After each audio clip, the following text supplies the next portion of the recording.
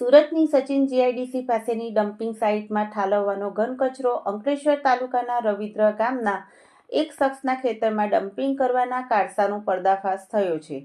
પાનોલી પોલીસે કુલ 71,000 કિલો ઘન કચરો ભરેલી 3 હાઈવા ટ્રક ઝડપી પાડી ત્રણેય ટ્રકના ડ્રાઈવર તેમજ જમીન માલિક સહિત 4ની ધરપકડ કરતા સમગ્ર કૌભાંડનો પર્દાફાશ થયો છે. પાનોલી પોલીસનો સ્ટાફ પિલુદ્રા ગામે વડોદરા મુંબઈ એક્સપ્રેસ વેની કામગીરીને લઈને ચાલતા બંદોબસ્તના સ્થળે પેટ્રોલિંગમાં જઈ રહ્યા હતા.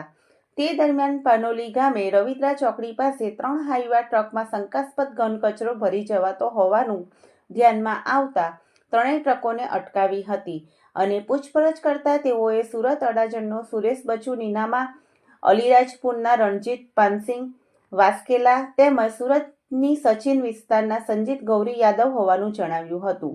પોલીસે ટ્રકમાં તલાશી લેતા તેમાં ડોમેસ્ટિક ઘન કચરો ભરેલો હોવાનું જણાતા ત્રણેય ડ્રાઈવરોની પૂછપરછ કરતા તેઓએ સચિન જીઆઈડીસીની પાસે આવેલા ખજોદ ડમ્પિંગ સાઇટ પરથી ટ્રકમાં ગંદો કચરો ભરીને રવિદ્રા ગામના જાબીર પટેલના ખેતરમાં ખાલી કરવા માટે જતા હતા.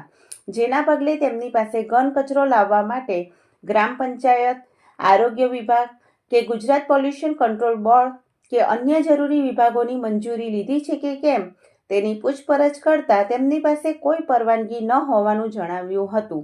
પોલીસે ત્રણેયની ધરપકડ કરી ₹30 લાખની 3 ટ્રકો તેમજ 71,000 કિલો જેટલો ઘન કચરાનો જથ્થો જપ્ત કર્યો હતો.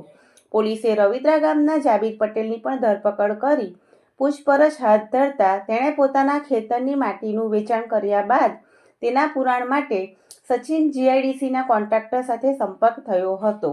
આસપાસનો ડોર ટુ ડોર ગાર્બેજ કલેક્શનનો કચરો પોતાના ખેતરમાં ડમ્પિંગ કરવા માટે કોન્ટ્રાક્ટર તેને રૂપિયા આપવાનો હોવાનું જણાવ્યું હતું.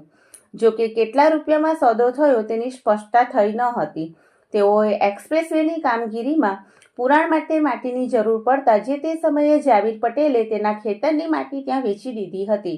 હવે તેનું ખેતર નીચું થઈ જતા તેમાં પુરાણ કરવા માટે તેણે સચિન જીઆઈડીસીમાંથી ડોમેસ્ટિક કચરો મંગાવ્યો હતો.